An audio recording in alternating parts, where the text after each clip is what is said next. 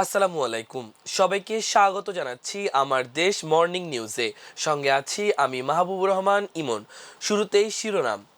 অবরোধ বহাল রাখতে অনড় ট্রাম্প, কার্যকর ও নজিরবিহীন জবাবের হুঁশিয়ারি ইরানের। আরব আমিরাতের ওপেক ছাড়ার সিদ্ধান্তকে চমৎকার বললেন ট্রাম্প। রুশ ও মার্কিন প্রেসিডেন্টের 1.5 ঘন্টা ফোন আলাপ। ইরানের ইউরেনিয়াম মজুত নিয়ে সহায়তার প্রস্তাব পুতিনের। জব্দ ইরানি জাহাজের 6 ক্রুকে ছেড়ে দিতে বাধ্য হলো মার্কিন বাহিনী। বোয়িং থেকে 14টি উড়োজাহাজ কিনছে সরকার, চুক্তি আজ সন্ধ্যায়। শুনছিলেন সংবাদ শিরোনাম, এবার বিস্তারিত। মার্কিন যুক্তরাষ্ট্রের প্রেসিডেন্ট ডোনাল্ড ট্রাম্প বলেছেন, তেহরানের সঙ্গে পারমাণবিক চুক্তি না হওয়া পর্যন্ত যুক্তরাষ্ট্র ইরানের ওপর নো অবরোধ অব্যাহত রাখবে।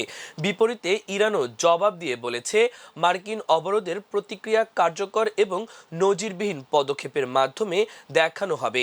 কাতার ভিত্তিক সংবাদ মাধ্যম আল জাজিরার প্রতিবেদন থেকে এ তথ্য জানা গেছে। বুধবার মার্কিন সংবাদ মাধ্যম এক্সিওসকে দেওয়া সাক্ষাৎকারে মার্কিন প্রেসিডেন্ট জানান, তিনি ইরানি বন্দরগুলোর ওপর থেকে অবরোধ তুলে নিতে চান না। এর মাধ্যমে তিনি কার্যত হরমুজ প্রণালী পুনরায় খুলে দেওয়ার বিষয়টি প্রত্যাখ্যান করলেন, যা মূলত মার্কিন ইরান আলোচনা এগিয়ে নেওয়ার একটি পথ হতে পারত।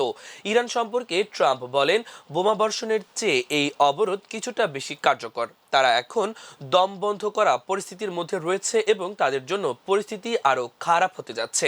তারা কোনোভাবেই পারমাণবিক অস্ত্র হাতে পেতে পারে না। অন্যদিকে আলোচনায় ফেরার পূর্ব শর্ত হিসেবে এই অবরোধ বা অবরোধের অবসান দাবি করেছে ইরান। বেশ কিছু সংবাদ মাধ্যমের প্রতিবেদন অনুযায়ী ইরান চলতি সপ্তাহে একটি সীমিত চুক্তির প্রস্তাব দিয়েছিল, যেখানে বলা হয়েছিল ইরান হরমুজ প্রণালীতে নিজেদের অবরোধ তুলে নেবে যদি বিনিময়ে তাদের বন্দরগুলোর ওপর থেকে মার্কিন অবরোধ প্রত্যাহার করা হয়। গতকাল ট্রাম্পের মন্তব্য থেকে স্পষ্ট যে তিনি ইরানের এই প্রস্তাব প্রত্যাখ্যান করেছেন। মার্কিন প্রেসিডেন্ট জোর দিয়ে বলেছেন, ইরানের সঙ্গে বর্তমান এই স্থিতি অবস্থায় তিনি স্বাচ্ছন্দ্য বোধ করছেন। এটি ইঙ্গিত দেয় যে তিনি কোনো পূর্ণাঙ্গ চুক্তিতে পৌঁছাতে বা পুনরায় সরাসরি যুদ্ধে জড়াতে খুব একটা তাড়াহুড়ো করছেন না।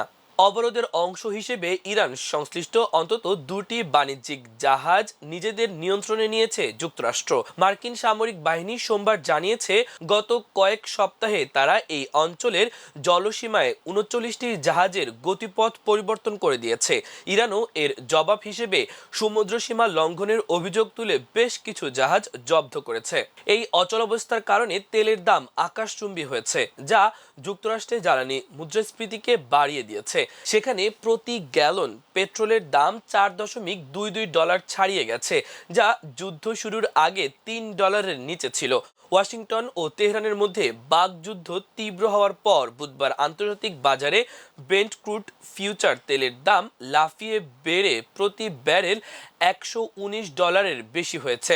ইরানের পার্লামেন্টের স্পিকার মোহাম্মদ বাঘের গালিবাফ গতকাল বলেছেন, যুক্তরাষ্ট্র দেশটিতে অর্থনৈতিক চাপ এবং অভ্যন্তরীণ বিভাজন সক্রিয় করার চেষ্টা করছে, যাতে আমাদের ভেতর থেকে দুর্বল বা ধসিয়ে দেওয়া যায়। তিনি অঙ্গীকার করেন যে ইরানিরা শত্রুর এই প্রতারণামূলক পরিকল্পনা নস্যাৎ করবে এবং যুদ্ধে এক উজ্জ্বল বিজয় অর্জন করবে। এদিকে ইরানের রাষ্ট্রীয় মালিকানাধীন প্রেস টিভিকে এক ঊর্ধ্বতন নিরাপত্তা সূত্র জানিয়েছে, এই অবরোধের প্রতিক্রিয়ায় শীঘ্রই কার্যকর এবং নজিরবিহীন পদক্ষেপ নেওয়া হবে। গতকাল ট্রাম্প আরও দাবি করেন, যুক্তরাষ্ট্র ইরানের সামরিক সক্ষমতাকে মারাত্মকভাবে ক্ষতিগ্রস্ত করেছে। তিনি বলেন, তাদের কাছে খুব সামান্যই অবশিষ্ট আছে। তাদের কিছু ক্ষেপণাস্ত্র আছে, যা মূলত সক্ষমতার মাত্র ক্ষুদ্র একটি অংশ। উপসাগরীয় অঞ্চলে এই পাল্টাপাল্টি অবরোধের বাইরেও যুক্তরাষ্ট্র ও ইরান পারমাণবিক ইস্যুতেও এক অচলাবস্থায় রয়েছে বলে মনে হচ্ছে। তেহরান পারমাণবিক অস্ত্র তৈরির চেষ্টার কথা অস্বীকার করেছে, তবে অভ্যন্তরীণভাবে ইউরেনিয়াম সমৃদ্ধ করার অধিকারের ওপর তারা অনড়। অন্যদিকে ট্রাম্প দেশটির পারমাণবিক কর্মসূচি পুরোপুরি বন্ধ করতে চায়। ইরান তাদের ক্ষেপণাস্ত্র ও ড্রোন উৎপাদন সীমিত করতে অথবা হিজবুল্লাহ ও হামাসের মতো আঞ্চলিক মিত্রদের সমর্থন বন্ধ করতেও অস্বীকার করেছে, যা ইসরায়েল ও যুক্তরাষ্ট্রের অন্যতম প্রধান দাবি। এদিকে ইরানের বন্দরগুলোতে যুক্তরাষ্ট্রের নৌ অবরোধ সত্ত্বেও দেশটির জ্বালানি সরবরাহ বা বিতরণে কোনো প্রভাব পড়েনি বলে দাবি করেছেন ইরানের তেলমন্ত্রী মহসিন পাকনেজাদ।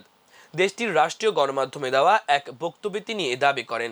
তেলমন্ত্রী বলেন, জ্বালানি সরবরাহ স্বাভাবিকভাবে রাখতে এবং যে কোনো ধরনের বিঘ্ন এড়াতে তেল খাতের কর্মীরা দিনরাত 24 ঘন্টা কাজ করে যাচ্ছেন। সংযুক্ত আরব আমিরাতের জ্বালানি তেল রপ্তানিকারক দেশগুলোর সংস্থা ওপেক ত্যাগের সিদ্ধান্তকে স্বাগত জানিয়েছেন মার্কিন প্রেসিডেন্ট ডোনাল্ড ট্রাম্প। তিনি এ পদক্ষেপকে চমৎকার হিসেবে আখ্যায়িত এবং এর ফলে তেলের বাজার স্থিতিশীল হবে বলে আশা প্রকাশ করেছেন। প্রেসিডেন্ট ট্রাম্প সাংবাদিকদের বলেন, ইরান ও ইসরায়েল যুক্তরাষ্ট্র যুদ্ধের কারণে জ্বালানি বাজারে যে অস্থিরতা তৈরি হয়েছে, আমিরাতের এই সিদ্ধান্তের ফলে তা কমতে পারে। এর প্রভাবে জ্বালানি তেল ও পেট্রোলের দামও কমে আসবে বলে তিনি মনে করেন। ট্রাম্প বলেন, আমি মনে করি শেষ পর্যন্ত এটি পেট্রোল ও তেলের দাম কমানোর জন্য ভালো একটি উদ্যোগ হবে। সবকিছুই এর মাধ্যমে সস্তায় পাওয়া সম্ভব হবে। এদিকে ইরানের সঙ্গে চলমান যুদ্ধে যুক্তরাষ্ট্রকে সহায়তার প্রস্তাব দিয়েছেন রাশিয়ার প্রেসিডেন্ট ভ্লাদিমির পুতিন। বিশেষ করে ইরানের সমৃদ্ধ করা ইউরেনিয়ামের মজুত নিয়ে বিরোধ নিষ্পত্তিতে ওয়াশিংটনকে সহায়তা করতে চায় মস্কো। বুধবার রুশ প্রেসিডেন্ট ভ্লাদিমির পুতিন ও যুক্তরাষ্ট্রের প্রেসিডেন্ট ডোনাল্ড ট্রাম্পের মধ্যে টেলিফোনে ঘণ্টা দেড়েক কথা হয়। সেখানে পুতিন এমন আগ্রহ প্রকাশ করেন বলে নিশ্চিত করেছেন ট্রাম্প।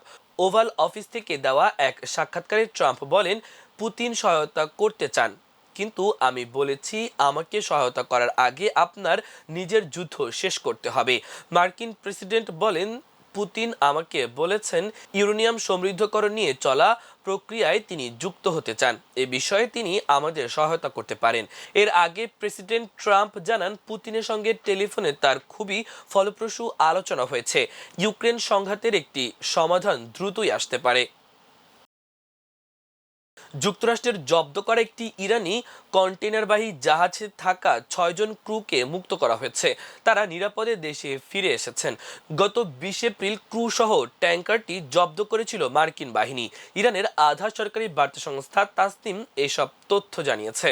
তবে তৌস্কা নামের কন্টেনারবাহী জাহাজের আরও ২২ জন ইরানি ক্রু এখনও আটকা রয়েছেন। তাদের মুক্তি নিশ্চিত করতে ইরানের কর্তৃপক্ষ চেষ্টা চালিয়ে যাচ্ছে বলেও প্রতিবেদনে উল্লেখ করেছে তাসনিম। মার্কিন সেন্ট্রাল কমান্ড সেন্টকম এবং যুক্তরাষ্ট্রের প্রেসিডেন্ট ডোনাল্ড ট্রাম্প দাবি করেছেন, ইরানের বিরুদ্ধে চলা নৌ অবরোধের মধ্যে হরমুজ প্রণালী থেকে কন্টেনারবাহী জাহাজটিকে সরে যেতে নির্দেশ দেওয়া হয়েছিল। নির্দেশ না মানায় সেটিকে জব্দ করা হয়। যুক্তরাষ্ট্রের বিমান নির্মাতা প্রতিষ্ঠান বোয়িংয়ের সঙ্গে উড়োজাহাজ ক্রয় চুক্তি সই করতে যাচ্ছে জাতীয় পতাকাবাহী বিমান বাংলাদেশ এয়ারলাইন্স। আজ সন্ধ্যা 7:30টায় ঢাকা হোটেল ইন্টারকন্টিনেন্টালে চুক্তি সই হওয়ার কথা রয়েছে। চুক্তি সই অনুষ্ঠানে ঊর্ধ্বতন সরকারি কর্মকর্তা, কূটনীতিক ও বিমান চলাচল খাতের সংশ্লিষ্টরা উপস্থিত থাকবেন বলে আশা করা হচ্ছে। বিমানের পক্ষে চুক্তিতে স্বাক্ষর করবেন ব্যবস্থাপনা পরিচালক ও সিইও কাইজার সোহেল আহমেদ এবং বোয়িংয়ের পক্ষে স্বাক্ষর করবেন প্রতিষ্ঠানটির প্রতিনিধি। বিমান বাংলাদেশ এয়ারলাইন্স সূত্রে জানা গেছে। বিমান সূত্রে জানা যায়, যুক্তরাষ্ট্রের বোয়িং কোম্পানির সঙ্গে উড়োজাহাজ ক্রয় চুক্তি সই অনুষ্ঠানে পররাষ্ট্রমন্ত্রী খলিলুর রহমান, বেসামরিক বিমান পরিবহন ও পর্যটন মন্ত্রী মিজ আফরোজা খানম, প্রতিমন্ত্রী এম রশিদুজ্জামান মিল্লাত এবং বাংলাদেশে যুক্তরাষ্ট্রের রাষ্ট্রদূত ব্রেন্ট ক্রিস্টেনসেন উপস্থিত থাকবেন। ওই চুক্তি জাতীয় বিমান সংস্থাটির আধুনিক ইতিহাসে সবচেয়ে বড় বিমান বহর সম্প্রসারণ পদক্ষেপ হবে বলে আশা করা হচ্ছে। প্রস্তাবিত চুক্তি অনুযায়ী প্রায় ৩.৭ বিলিয়ন মার্কিন ডলারের 14টি নতুন বিমান কেনা হবে। এর মধ্যে রয়েছে 8টি বোয়িং 787 ট্রেন ড্রিমলাইনার, 2টি বোয়িং 7879 ড্রিমলাইনার এবং 4টি বোয়িং 7378 ম্যাক্স জেট। সংশ্লিষ্ট কর্মকর্তারা জানান, ক্রমবর্ধমান যাত্রী চাহিদা মেটাতে বহর আধুনিকায়ন ও দীর্ঘ রুটে সক্ষমতা বাড়াতে এই সিদ্ধান্ত নেওয়া হয়েছে। ড্রিমলাইনারগুলো ইউরোপ, মধ্যপ্রাচ্য ও এশিয়া রুটে এবং 737 ম্যাক্স উড়োজাহাজগুলো আঞ্চলিক ও স্বল্প দূরত্বের রুটে ব্যবহার করা হবে। বিমানের এই বড় আকারের ক্রয় আদেশ নিয়ে গত 3 বছর ধরে বোয়িং ও এয়ারবাসের মধ্যে প্রতিযোগিতা চলছিল। এই চুক্তির মাধ্যমে বিমানের বহর সম্প্রসারণ নিয়ে 3 বছরের বেশি সময় ধরে চলা বোয়িং ও ইউরোপীয় নির্মাতা এয়ারবাসের প্রতিযোগিতারও অবসান ঘটছে। প্রিয় দর্শক, আমাদের মর্নিং নিউজের আয়োজন এ পর্যন্তই। সবাই ভালো থাকুন, সুস্থ থাকুন, আমার দেশের সঙ্গেই থাকুন। এতক্ষণ সঙ্গে থাকার জন্য অসংখ্য ধন্যবাদ। আল্লাহ হাফেজ।